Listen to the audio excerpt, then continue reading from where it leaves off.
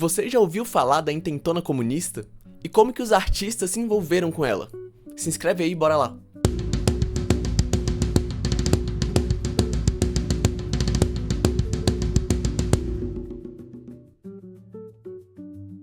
Se você não viu meu último vídeo, eu recomendo que você pause, assista ele e depois volte aqui pra terminar esse. Mas vamos lá, na década de 30, principalmente com a ascensão do nazismo na Alemanha, as esquerdas de forma geral vão formar frentes únicas de luta contra o fascismo. Comunistas, socialistas e anarquistas vão se juntar contra esse perigo maior. No Brasil, o governo Vargas se aproximava dos integralistas e reprimia manifestações operárias. Muito do que a gente vai falar hoje se passa no ano de 1935, que é muito marcante para o período. Como uma sucessora da Frente Única Antifascista, o PCB vai tomar frente da criação da Aliança Nacional Libertadora, ANL, como ela ficou conhecida. Ela vai surgir depois que Luiz Carlos Prestes, que estava exilado, volta ao Brasil e passa a fazer parte do Partido Comunista. Ela é descrita como uma frente popular aglutinando operários, camponeses e elementos da pequena burguesia antifascista e anti-imperialista. Muitos jornais e revistas pelo país vão divulgar e apoiar as propostas políticas da aliança. No Rio de Janeiro tinha o Jornal do Povo, o Jornal Amanhã, a revista A Marcha e a revista Movimento, do Clube de Cultura Moderna. Em São Paulo tinha a Plateia e o Liberdade. Em Recife tinha o Solidariedade e a Folha do Povo, e em Natal tinha o Liberdade. Desses periódicos a gente vai focar hoje na revista Movimento, do Clube de Cultura Moderna. A revista tinha ilustrações de vários artistas diferentes, entre eles o Paulo Werneck e o Santa Rosa, e colaborações de Jorge Amado, Mário de Andrade e do Santa Rosa também. Suas publicações analisavam as questões culturais e políticas a partir de uma ótica da esquerda radical. Mas a principal novidade da Movimento, como diz no manifesto deles estampado na primeira página, é que eles tinham o objetivo de abrir mais o público, expandir o seu público. E mesmo que tivessem várias revistas culturais na época, nenhuma tinha esse objetivo tão claro. Como diz no seu manifesto, ela quer ser acessível às mais amplas massas de leitores. Não será, pois, uma revista para um pequeno número de supostos privilegiados do talento e da sabedoria, ou cenário em que se exibam requintes de arte destinados a uma elite de bem-aventurados. Será uma revista que qualquer um poderá ler, e onde qualquer pessoa poderá encontrar o artigo ou a informação de sua predileção. Assim, evitando esoterismos, a Movimento, por suas vozes moças e vibrantes, não respeitará tabus opressores, não se prostrará diante de ídolos de barro, nem se deixará perder no labirinto enganoso das elucubrações metafísicas. Movimento exaltará a água e o pão, o ar e a luz, porque só eles garantem o bem supremo da vida. A revista era parte do Clube de Cultura Moderna, que organizou a primeira mostra de arte social do Brasil. A mostra de arte social teve na sua organização o crítico de arte e escritor Aníbal Machado, que disse que ela era reveladora da movimentação revolucionária e da consciência política das massas. Os artistas que fizeram parte da mostra são Guilde, Noêmia, Cândido Portinari, Santa Rosa, Hugo Adame, Valdemar da Costa, Paulo Werneck, Ismael Neri, Guinhar, Terus e Carlos Leão. As obras presentes eram em sua maioria desenhos e estampavam ali a vida do brasileiro médio. O trabalho, o lazer e o sofrimento do povo brasileiro apareciam pela primeira vez nas paredes de uma galeria de arte no Brasil. Até então, a arte brasileira não demonstrava uma preocupação social, mas aos poucos os artistas iam começando a se mobilizar. Na palestra de encerramento da mostra, publicada depois na revista Movimento,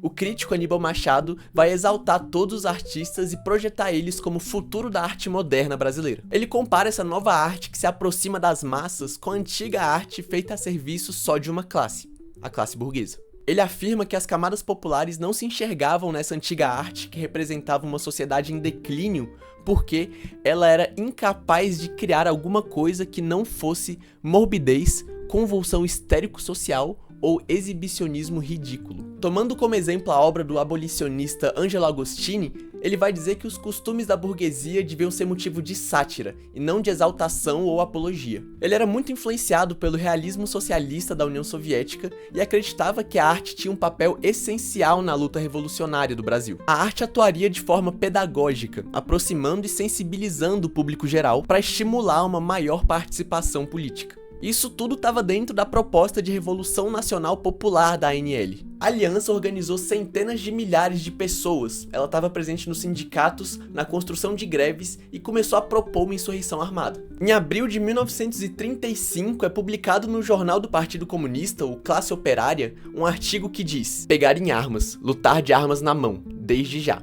palmo a palmo, as nossas terras, sítios e roças, casas e plantações, mulheres e filhinhos.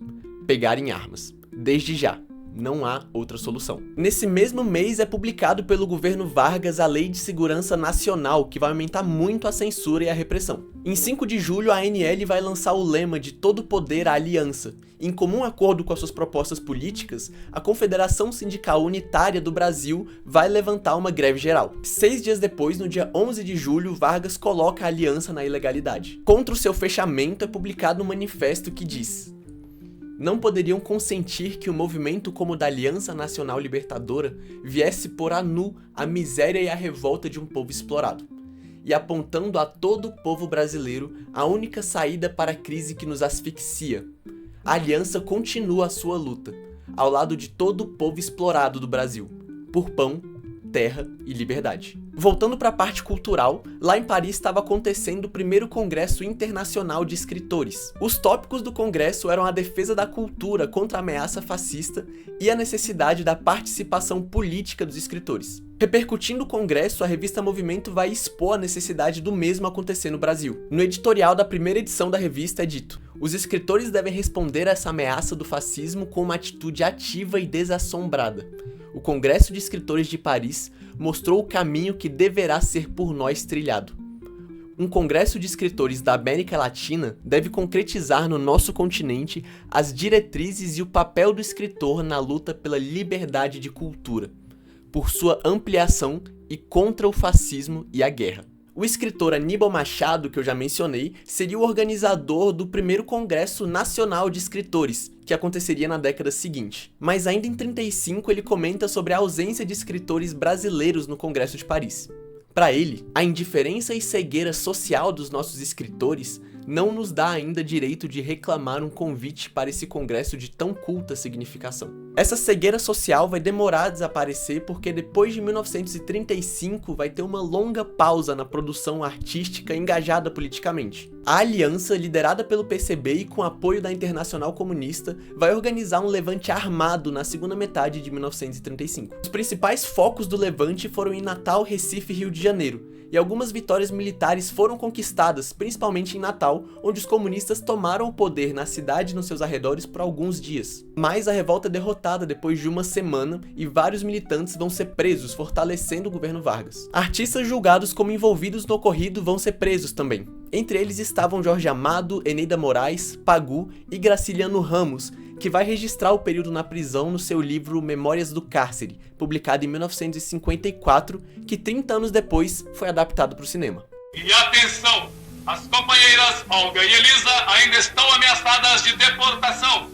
A polícia de Getúlio intimida a justiça a fim de impedir uma decisão que garanta a permanência das companheiras no Brasil.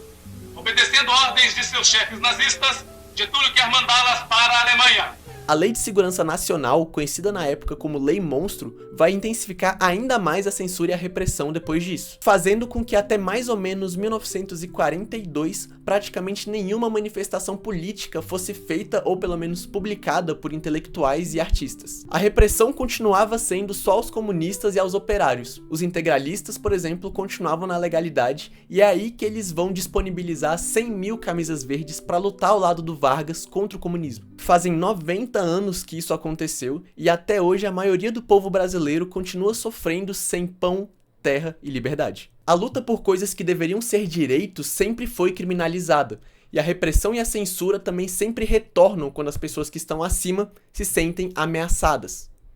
Mas só se perde a luta que se abandona. Quando se está do lado certo, a gente nunca é derrotado.